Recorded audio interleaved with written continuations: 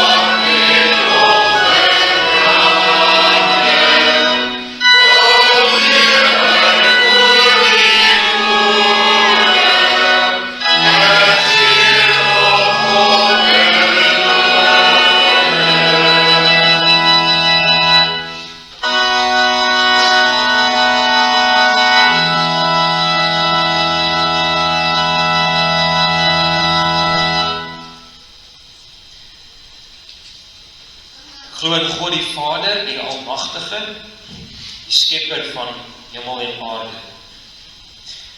En ek glo in Jesus Christus, sy enige gebore Seun, ons Here, wat ontvang is van die Heilige Gees, gebore uit die maagd Maria, wat gelei het, onder Pontius Pilatus gekruisig is, gesterf het, en begrawe is, en wat die lyding van die hel ondergaan het. Wat op die derde dag opgestaan het uit die dood, opgevaar het na die hemel, en sit aan die regterhand van God die Almagtige Vader, waarvandaan hy sal kom om die lewendes en die dooies te oordeel.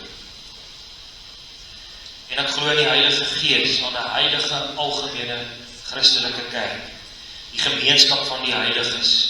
Ek glo aan die vergewing van sondes, ek glo aan die opstanding van die liggaam, en ek glo aan die ewige lewe. Amen.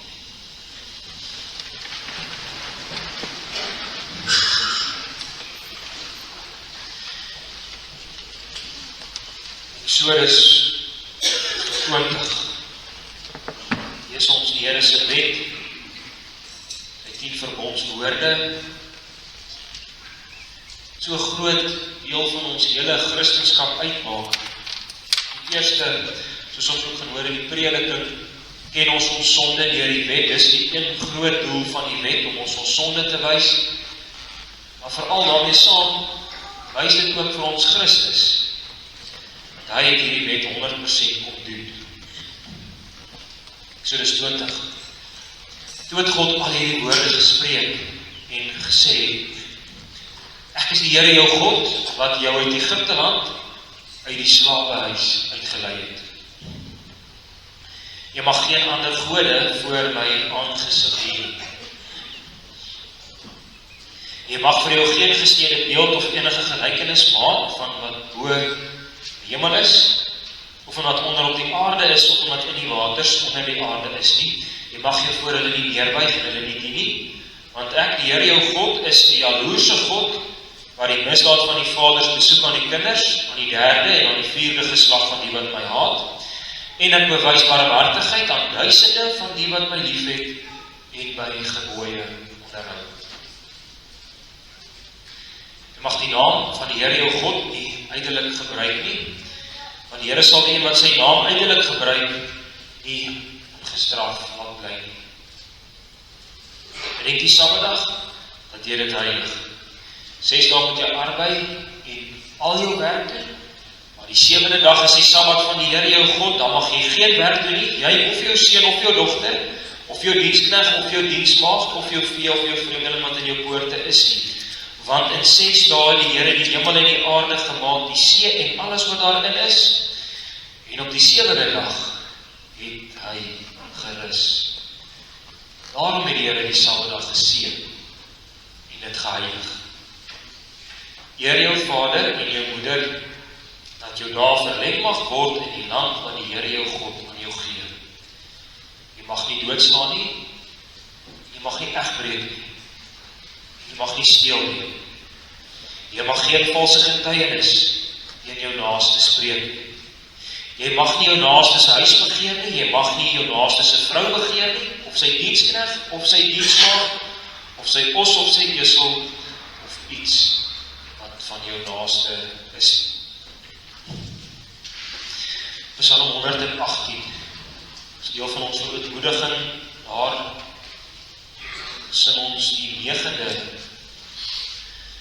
vers.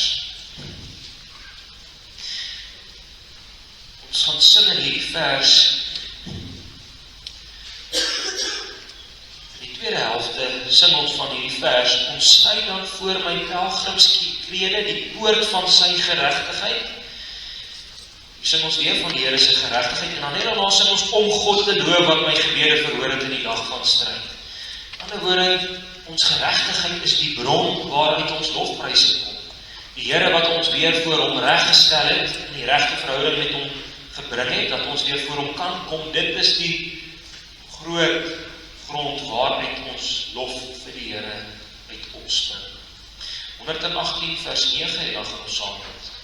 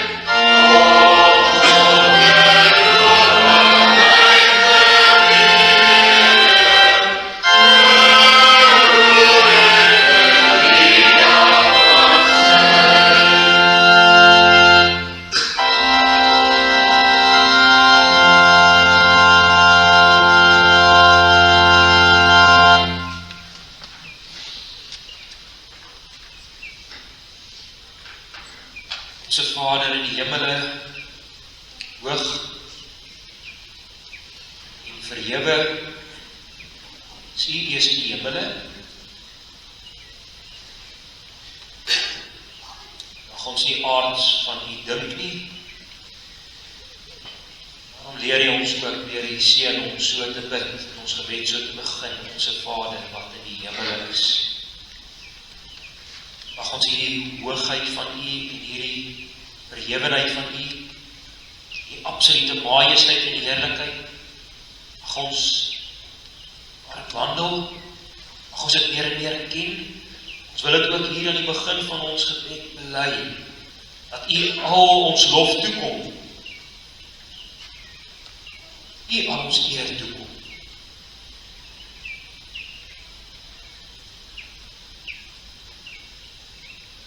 U is al die eer waardig,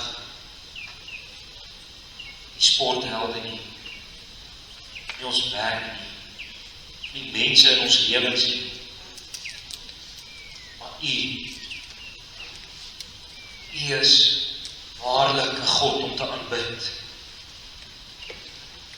As hordes afgode wat ons ook kan aanbid, maar net U is waardig om te aanbid, soos wat U self in die woord aan ons geopenbaar het.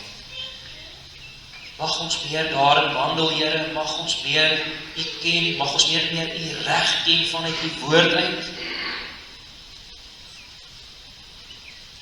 Dis 'n groot stryd, o Here, ons smeek U vir die genade hierin, die wêreld en die duiwel, en onsself is sulke groot struikelblokke, dat ons elke male weer van U anders dink, as wat U in die woord self bekend maak.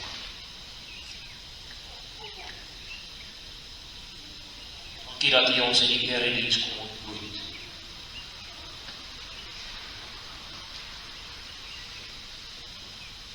Wat 'n genade, dat ons U hier mag ontmoet. Ons weet is in Jesus Christus alleen, wat so iets groots kan gebeur. Grootste vergadering wat kan wees, ons ooit in ons lewens sal hê, is hier, vergadering en ontmoeting met U.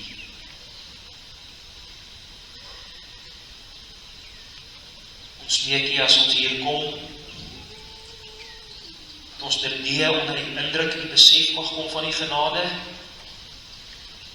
Ons weet dit begin met die lees van die verbondswoorde, as ons aangekla word, dat ons dit nie doen nie, ons dit nie kan nakom nie, dat het vir ons wys, die diep gat waarin ons onsself ingedompel het. Onsself is ons werklik boos, Here.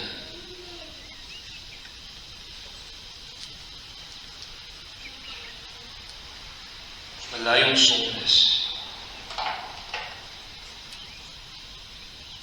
Wil U ons genadig wees dat ons dit meer ken?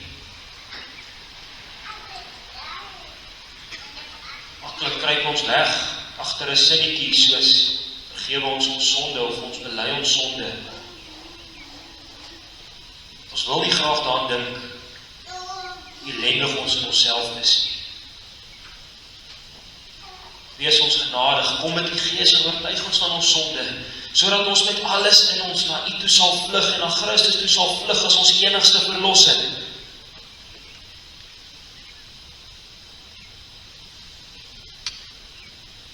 Maklik word ons lou. Ons ken nie onsself nie. Ons ken U nie. As ons die woord oopmaak, pleit ons vir die genade, ook in die lees van die woord, ook in die verklaring en die toepassing van die woord. Wil U self verheerlik U deur? Nog het U dit so gewil om 'n swakke diensknegt te gebruik, hierdie groot evangelie te verkondig, van ons verstand te bowe. Mag U so al die eer ontvang, Here. Preek U vir ons, Here. Mag U Gees die goeie prediker wees, die woord toepas in ons lewens. Bid ons, en ons verlosser, ons middelaar, ons voorspraak, ons Here Jesus Christus in naam. Amen.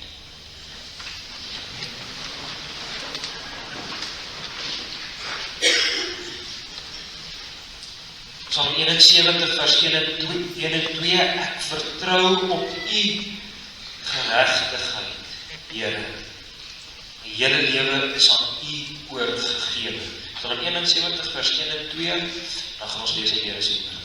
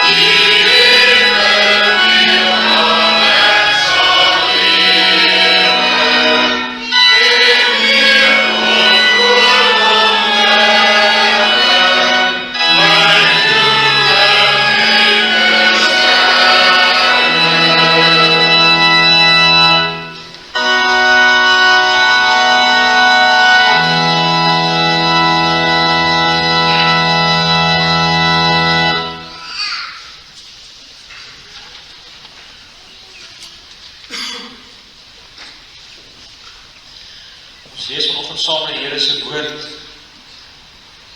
die Romeinebrief.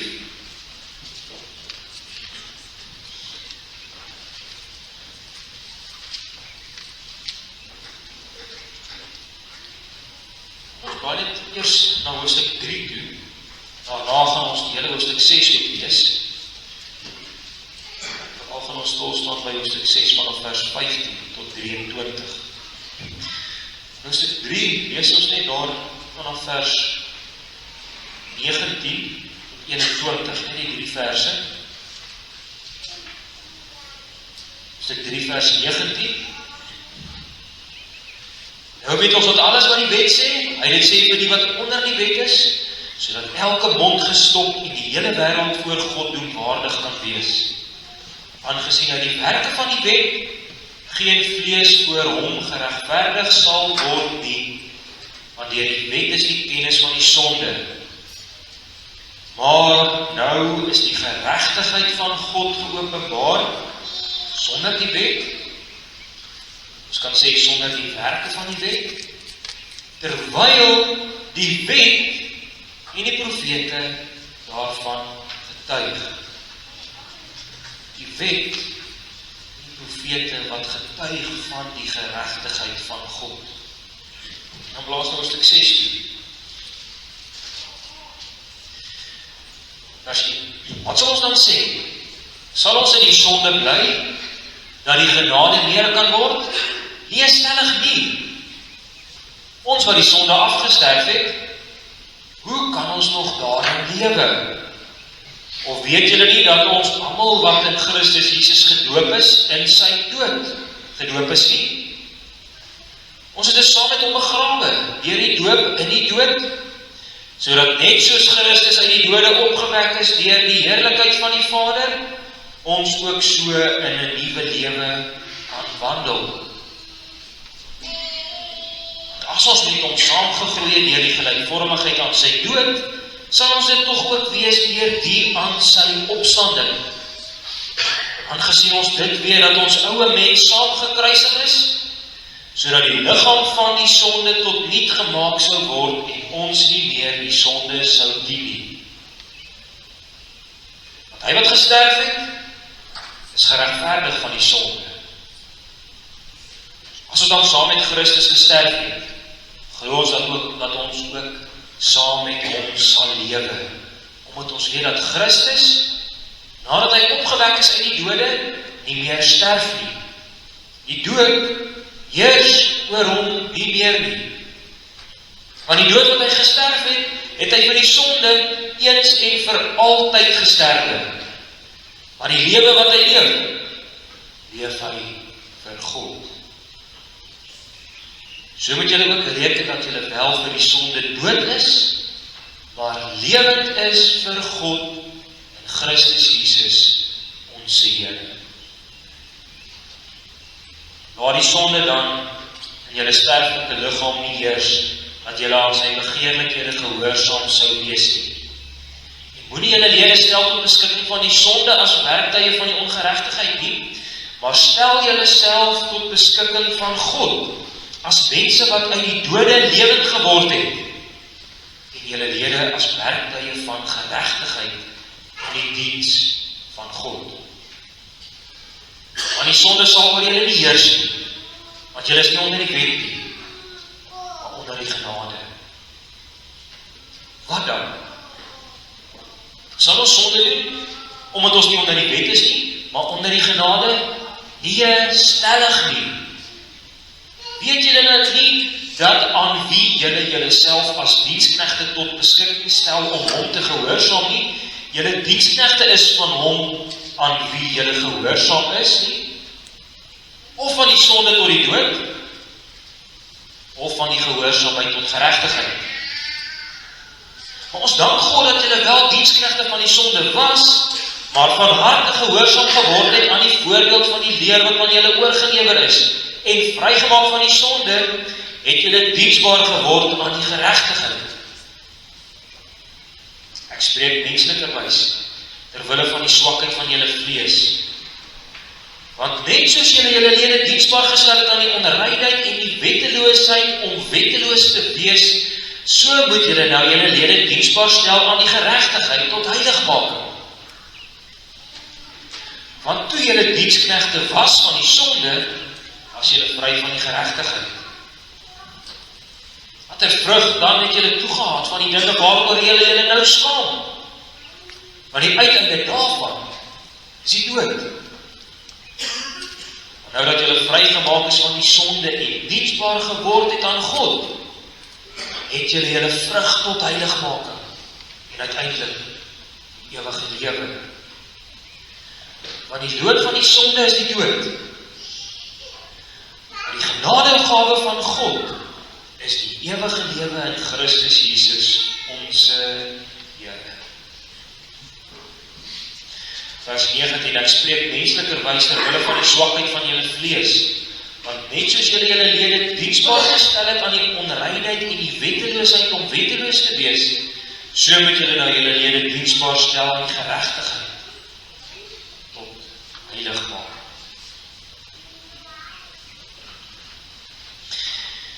Hoofstuk 6 vers 1 en vers 15 vra omtrent dieselfde vraag. Sal ons in die sonde bly, dat die genade net nog meer kan word? Sal ons sonde doen, omdat ons nie meer onder die wet is nie, maar onder die genade? Dis die klagte of dis die aanval waarmee baie mense vandag nog steeds na vore kom as dit kom by ons verlossing deur die genade in die Here Jesus Christus alleen. So mense sê, nou kan ons mos nou maar net sonde doen, as alles in elk geval genade is. As ek niks kan doen vir my verlossing nie, as ek niks aan myself kan bydra nie, as Christus my volkome, net hy my volkome kan verlos, dan kan ek mos nou voortgaan en lewe in sonde. Wat is elke keer Paulus se antwoord? Nee, stellig nie, verseker nie. Amper as ek wil sê, dis mannigheid, glad nie, kan nie so wees nie. Paulus se groot argument begin by hoofstuk 2 en 3 se begin, waar die spyker baie diep en mooi ingekap word. Geen mens iets kan doen om homself of haarself te verlos nie. As dit kom by die dinge van die Here doen, en om iets te doen wat die Here behaag, en om iets te doen wat die Here tevrede kan stel, dan kan geen mens iets doen uit homself of haarself in hierdie opsig nie. Niks nie. Geen ding nie. Ons kan nie uit hierdie diep gat van die sonde en die dood uitkom nie. Ons is verdoem in onsself.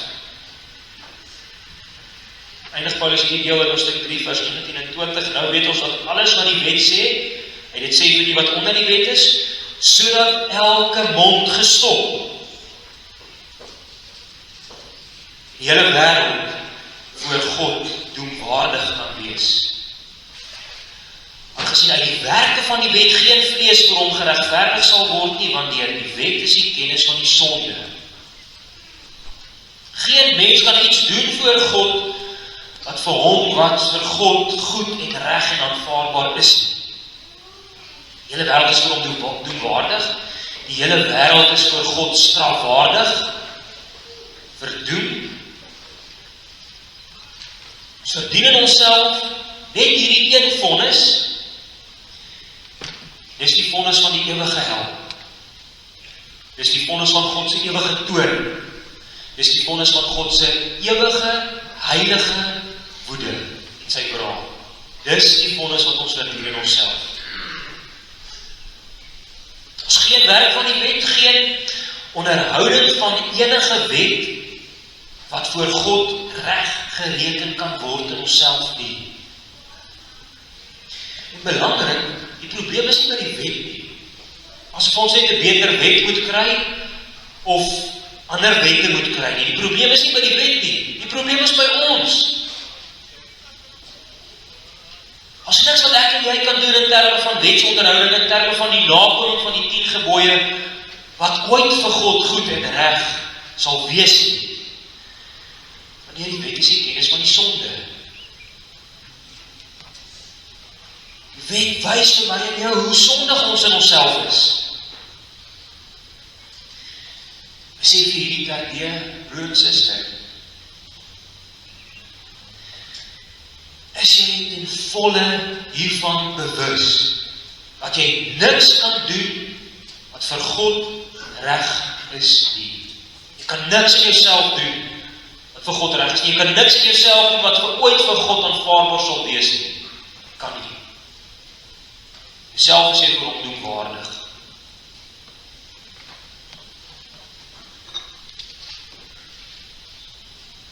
Maar dan net daarna in Romeine 3 vers 21, skryf Paulus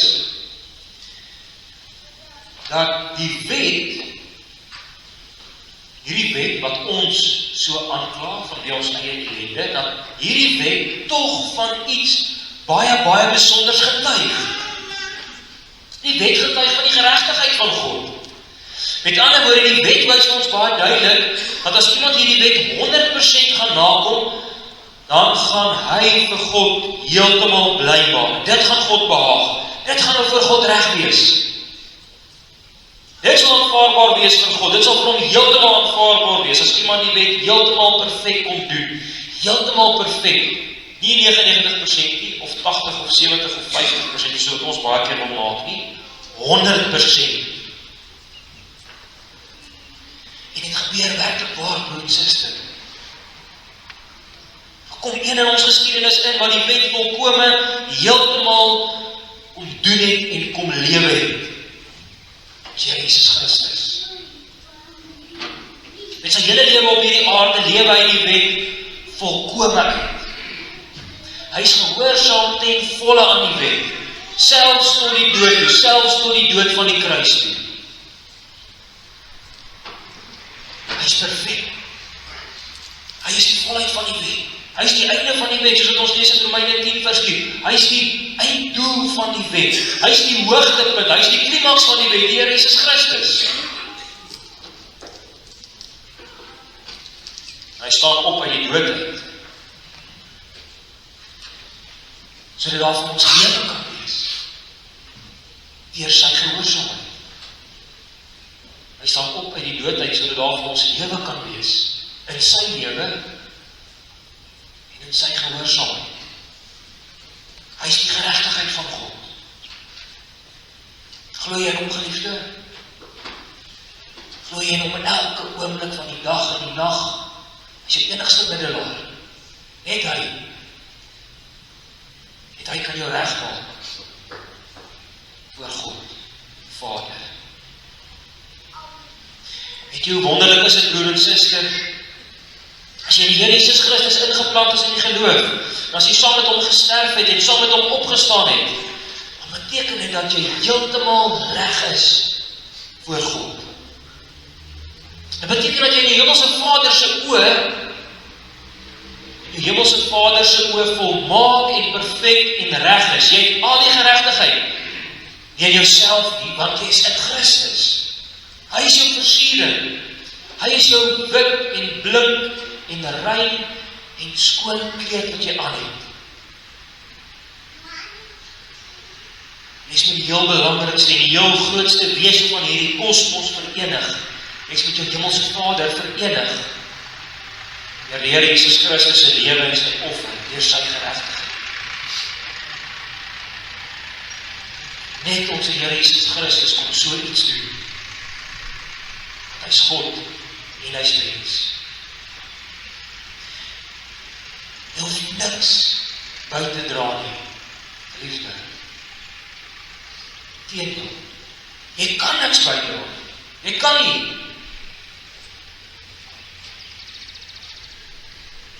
Christus is alles.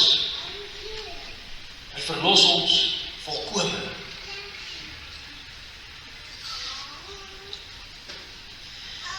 En dan kom die aanklagtes, en die aanvalle en die bespotte deur baie mense. So dan kan ek ons maar aanhou sondig, want ek kan in elk geval nie myself verlos nie. Ek kan niks bydra nie. Wat ek doen, maak niks nie. Kom laat ons gaan sondig, want God se genade sal net meer word. Christus het ons klaar betaal. Wat skryf Paulus hieroor aan die einde van Romeine 6? As iemand so redeneer, skryf Paulus of skryf eerder die Heilige Gees deur Paulus, as iemand so redeneer, dan maak hy homself of haarself weer 'n slaaf van die sonde. Dit maak tog sin nie waar nie, broer en suster, dit waartoe jy jouself oorgee, is mos gelyk daaraan om jouself 'n slaaf van daardie iets te maak. As jy jouself oorgee aan iets, dan beteken dit jy jou verslaaf jouself daaraan. En dan skryf Paulus baie besonder dat daar net een van twee maniere van lewe is. Hier is verskriklik belangrik, broer en suster. 'n Mens is altyd 'n slaaf van iets of van iemand.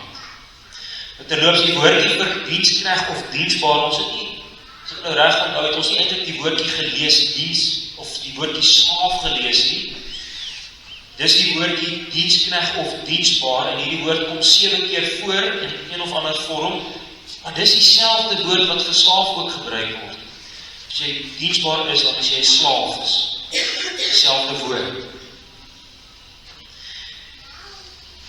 Maar as net een van twee maniere van lewe. Jy is altyd 'n slaaf van iets of iemand. Jou broer en suster, die wêreld is mislei. En die wêreld mislei mense net al hoe meer te redeneer dat jy jou vryheid opgee as jy 'n Christen word. Dis wat die wêreld sê. Hulle sê, as jy 'n Christen word, dan gee jy jou vryheid op. Die wêreld sê dat Christene wat vroom lewe en nooit mag dronk word nie, of nooit mag rondslaap nie, of nooit vuil taal mag gebruik nie, of nooit skelm mag wees nie, of nie hulle eie baas mag wees nie, of wat nie hulle eie keuses mag maak nie. Die wêreld sê dat sulke mense gee hulle vryheid op. Die wêreld sal self sê sulke mense is van 'n laer klas, want hulle is nie vry nie. Die wêreld sal sê ons is beter, want ons is vry. Ons is ons eie baas. Ons het vrye doel, ons het vrye wil om te doen net wat ons wil.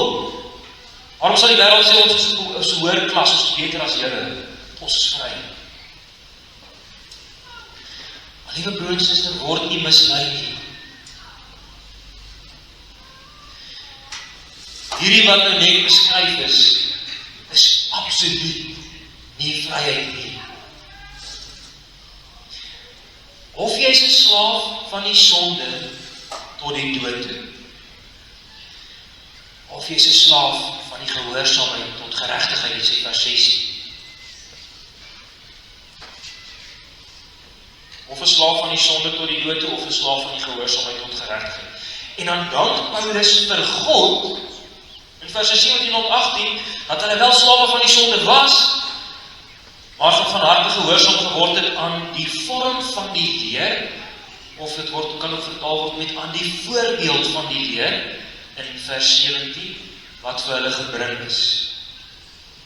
Op iets van 'n leerstelling, aan 'n vorm, maar ook dalk 'n voorbeeld, dit is vir hulle geleef, hierdie Christendom is vir hulle geleef. So opvallend, hier staan eintlik nie dat die leer aan hulle oorgelewer is nie.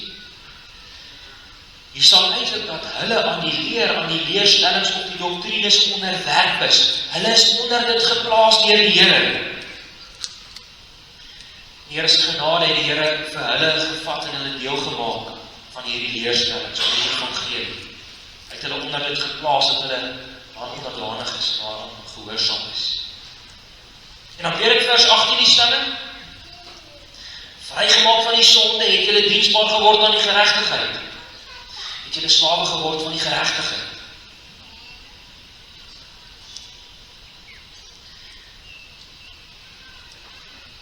In vers 19 skryf Paulus, ek spreek menslikerwys terwille van die swakheid van julle vlees.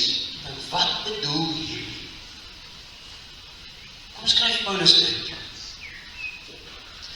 Waarskynlik bedoel dit, Paulus hier 'n beeld gebruik hier reg deur hierdie verse wat ons gelees het. Die woord wat 7 keer gebruik word. Paulus gebruik hier die woord en is die beeld van slawerny, sodat hulle hierdie groot evangelie waarheid moet besef en dit kan begryp. Waarom gebruik hy hierdie beeld van slawerny, sodat hulle net hierdie groot evangelie waarheid kan besef, sodat dit by hulle ingang vind. Maar saam met hierdie beeld wat Paulus gebruik van slawerny, kom daar natuurlik ook baie ander gedagtes. Byvoorbeeld, slawerny gaan gewoonlik gepaard met vernedering. 'n Slaaf is baie keer iets veragtelik of iets skandeliks. Slawerny gaan baie keer gepaard met vrees. Hoe gaan my baas wees? Is die slaaf, of wat is die pad vir my vorentoe? Of slawerny gaan ook baie keer gepaard met iets ingehok of iets vasgeklem. Paulus sê eintlik hierso, maar hier is wat ek bedoel nie. Maar tog gebruik hy hierdie beeld van slawerny sodat ons mooi sal besef dat elke mens 'n slaaf is. Of is 'n slaaf van die sonde en die onreinheid en die wetteloosheid, vers 19, of is 'n slaaf van die geregtigheid.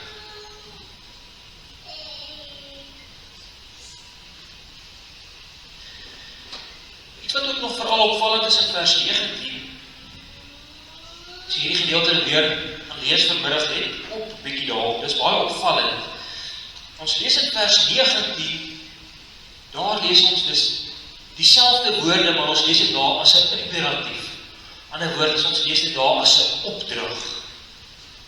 In verse 17 en 18 was dieselfde opdrag as 'n stelling gemaak, as 'n feit gemaak, en dieselfde gebeur ook weer net na vers 19, word dit ook weer net as 'n stelling gegee, as 'n feit gegee. Maar in vers 19, in die middel, maar dit word nie omarm met die feite, maar in vers 19 word dit gegee as 'n opdrag. Nou moet hulle dit gaan doen. Hoekom? Want hierdie stelling, hierdie feit wat met ons gebeur het, ons moet nou meer en meer in hierdie stellings of in hierdie veranderinge wat met ons gebeur het, ons moet nou meer en meer daarin gaan lewe. Ons moet meer en meer word wat ons reeds is, wat ons reeds gemaak is in Christus. Waarom kan hierdie stelling ook as 'n feit, as 'n opdrag gegee word?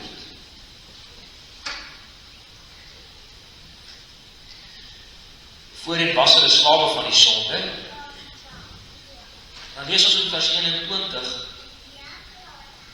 Die uiteinde daarvan was die dinge wat hulle gedoen het, waaroor hulle nou skaam.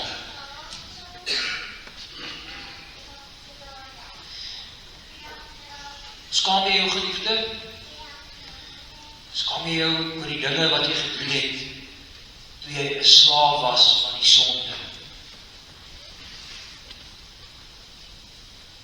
Die mees aangrypende hiervan, van die slaaf van die sonde, is seker dat ons lees dat die uiteinde hiervan die dood is. Die uiteinde van 'n slaaf wees van die sonde is die dood. Sonde se uiteinde is die dood. Tydelike, maar veral die ewige dood. Hoor die goeie nuus, broer en suster, die sonde se uiteinde is die dood. Druk jy dit net in as jy dit nie ooit gehoor het nie, of dit ooit wil hoor, of dit ooit besef het nie, dat die sonde se uiteinde die dood is nie. Dink jy dit net in, dat jy dink dat jou sonde jou vryheid is. Dat jy in 'n hoërklas is, omdat jy kan en wil sonde en wetteloosheid en onreinheid doen. Wat 'n tragedie, wat 'n misleiding.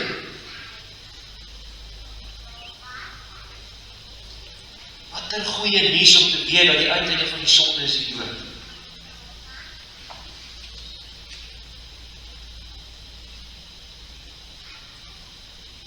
Paulus kom bemoedig die Christene in Rome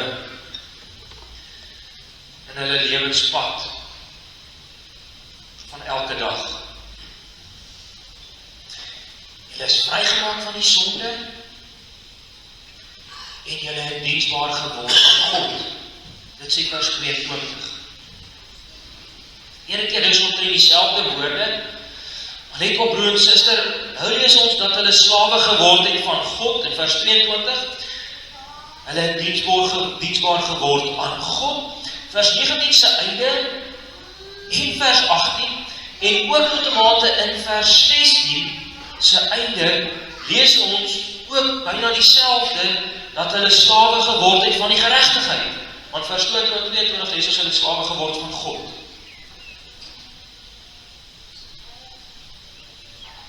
Slawe geword van God, slawe geword van die geregtigheid. Broer, suster, let mooi op watter woord gebruik Paulus hierso. As jy sou sê, geliefde, wat sou jy sê is die teenoorgestelde van sonde? Wat is die teenoorgestelde van sonde? Ons dink baie keer dat sonde is wanneer ons die wet oortree. Tereg ook. Dit is onder andere wat sonde is. As wetteloosheid word dit ook genoem in vers 19. Sonde is wetteloosheid wanneer jy die wet oortree of sonder die wet lewe. So ons sou miskien gedink het dat die teenoorgestelde van sonde is die wet. Volgens die wet die lewe nie waar nie. Met ander woorde, ons sou gedink het of jy is 'n slaaf van die sonde tot die dood toe, of jy is 'n slaaf van die wet tot die lewe. Is dit nie wat ons sou gedink het nie? As iemand die wet 100% doen, dan is daar lewe. Maar tog is dit nie wat hier staan nie. Hier staan nie, jy is 'n slaaf van die wet tot die lewe nie. Dan sal ons weer terug gewees het onder die wet en onder die veroordeling en onder die verdoemenis. Want nou is ons by die geregtigheid. Nou is ons by die evangelie van ons Here Jesus Christus en sy volkomme geregtigheid wat hy gedoen het. Sien die broers, sien jy hoe kosbaar is dit om 'n slaaf te wees van die geregtigheid? Want dit beteken jy is 'n slaaf van die perfekte en die volkomme werk van die Here Jesus Christus wat hy alreeds gedoen het. Hy is ons geregtigheid. Hy is ons gehoorsaamheid. Hy is die gehoorsaamheid. Maar sien jy geliefde, sien jy hoe maklik mis ons die evangelie? Ons is so maklik net by 'n klomp wette en ons mis God die enig heeltemal. Groot punt is dat ons die Gees wil spreek om Christus aan ons te verkondig en sy geregtigheid. Dis die lewe. Jesus Christus is die weg en die waarheid en die lewe. En suster, ons plaas onsself weer so maklik onder die wet.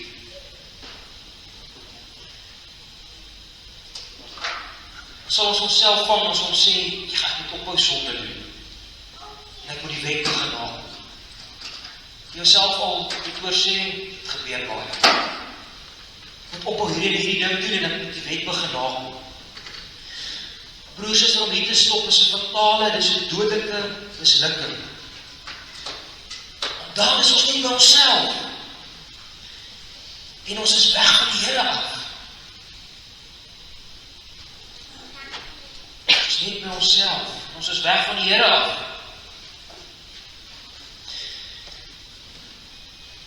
Jouself weer onder die wet te plaas, is om jouself weer onder die sonde te plaas. Broers, is 'n dag gaan jy mislukking bly. Jy vir jouself sê, ek ophou hierdie ding te doen, moet die wet begin nakom. Jy gaan daardie wet nie kan nakom.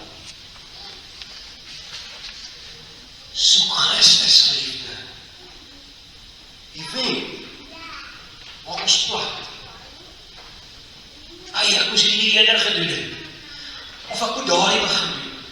Ek skiet hier ver te kort, of ek moet hier aan werk en ek moet hier beter word. Ek moet meer so maak.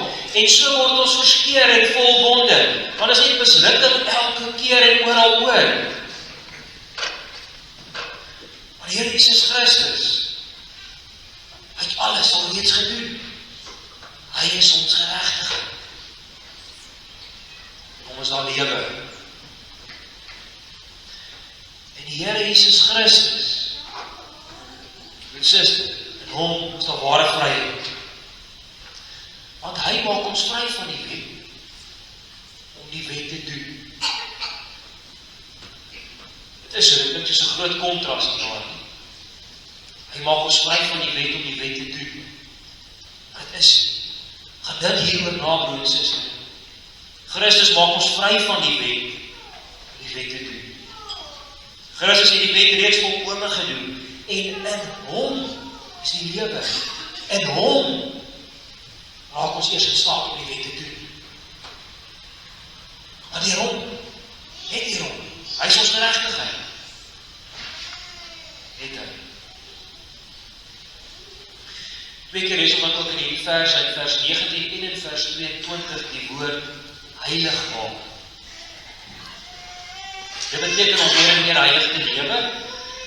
Dit beteken om meer en meer soos Christus te word, ons heilig maak. Ek kan ook sê, dit beteken om al hoe minder sonde te doen. Maar, hier is 'n groot maar, waaruit kom dit? Hoe kan dit gebeur? Dat ek meer en meer heiliger word, dat ek al hoe meer en meer die sonde afsterf, dat ek al hoe meer en meer soos Christus word, waaruit kom dit?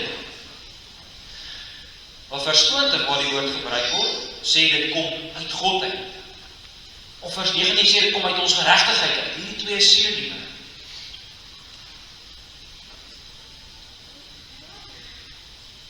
Ons geregtigheid is God, die Here Jesus Christus. En daaruit kom ons heiligmaking. In Christus, wanneer ons verkleef is aan Christus, dan word ons meer en meer omvorm om soos hy te word. Sy gees wat ons meer en meer heilig maak. Heiligmaking, broer en suster, is nie gewortel in ons nie. Dit is gewortel in die Here Jesus Christus en dit is gewortel in sy gees wat ons meer en meer heilig maak.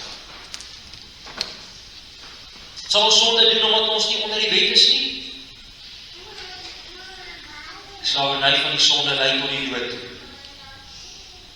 Maar die slaverny van die geregtigheid is ons Here Jesus Christus en dit is die lewe. Die genadegawe van God en die Here Jesus Christus, ons Here, is die ewige lewe. Dit is vers 23. Ons is onder die wet. Ons is onder die geregtigheid. Ons is slawe van God. En dit, broer en suster, beteken jy is in die hande van die beste baas wat daar kan wees. Hy maak ons reg. Hy gee ons geregtigheid in sy seun. En dis die bron van ons heilig maak. Mag ons God se groot werk in Christus deur sy gees, mag ons dit nooit mis nie. Mag dit ons plesier wees elke oomblik van die dag en die nag. Vader se groot werk in Christus deur sy gees. Mag die Here ons hierin genadig wees. Amen. Ons antwoord broer en suster in Skrifbereiding 24. Skrifbereiding 24, waarvan die 3de en die 6de vers, die 3de vers, die grond van ons behoud is God se genade. Dit mag ons sing in die 3de vers. Daarna gaan ons saam bid.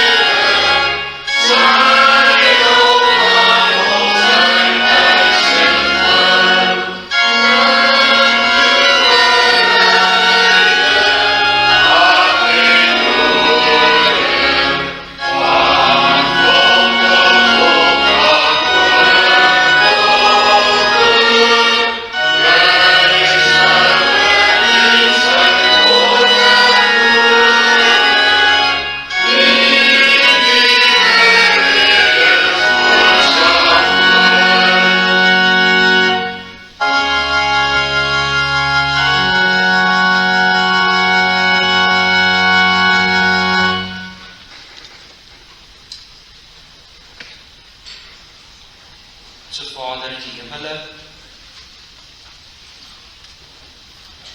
laat U naam geheilig word. Gee tog Here dat ons U reg sal ken en reg sal dien, sodat ons U naam sal heilig. En alles wat ons dink en doen en sê, laat U koninkryk kom.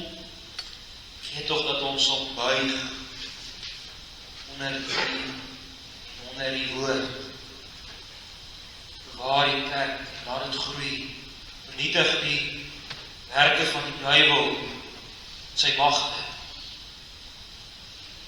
Ons kyk uit, verlange die wederkoms van ons Here Jesus Christus na die volheid van die koninkryk. Want U wil geskied, o Here, wat goed is. Soos in die hemel, net so ook op die aarde. Ons Here, ons bly dat hierdie evangelie van U in ons harte meer en meer sal wakker maak, dat ons die groot werk in Christus sal ken, dat ons die geregtigheid in Christus meer en meer sal daarmee sal omgaan in ons gedagtes. Ons het mag oordink van elke hoek af. Ons smeek vir hierdie werk deur die Gees in ons.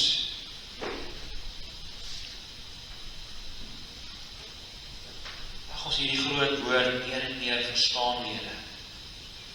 Woord geregtigheid.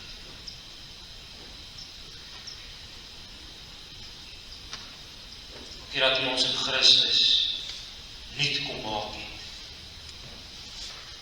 Wees ons genadig dat ons meer en meer in die nuwe mens wat ons reeds is sal wandel. Mag ons nie die Heilige Gees bedroef nie. Mag mag ons veral ook nie Heilige Gees weerstaan nie. Uitblus.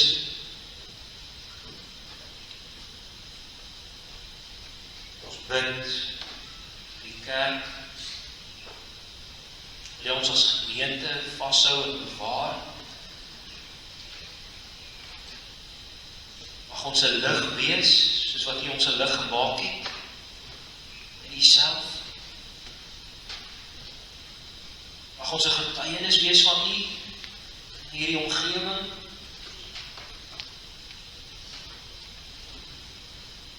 Mag ons die sonde afsterf, Christus, en sy geregtigheid. Mag ons wondevol wees van hierdie evangelie, waar ons oral ook al gaan. Waar die kerk in ons land, ons bid vir die wolwe en skaapskere, dat U die kerk daarvan sal bewaar, die grootste gevaar van die kerk, wolwe binne in die kerk. Ons bid dat U ons getrou sal hou aan die woord. Mag ons eerste liefde verlaat nie, soos wat ons lees in Openbaring 2.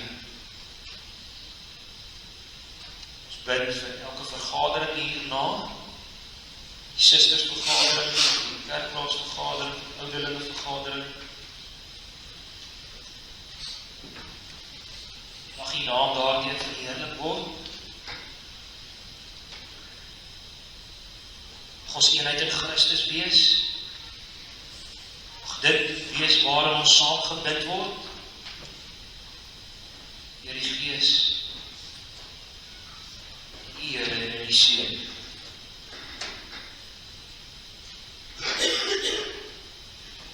Bid dat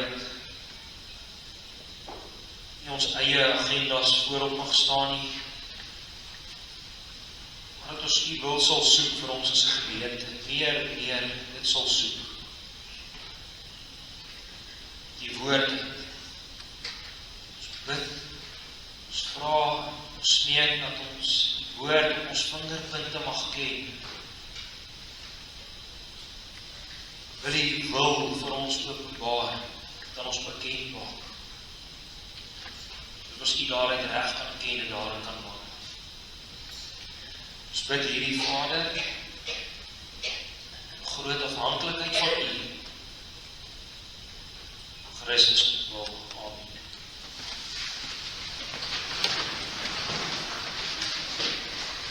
Psalm 119, waarvan sing ons vers 52, vers 53, vers 52, ewige geregtighede vloei uit U getuienisse, vloei uit die Here se woord uit. Leer my om daaruit so te lewe soos die ware lewe is.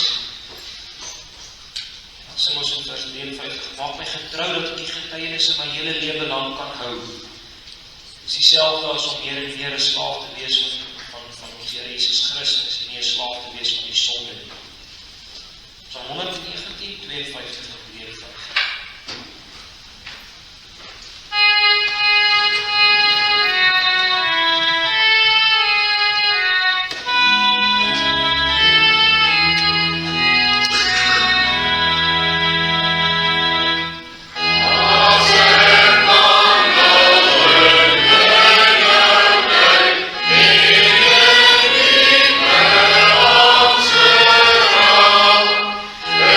See you.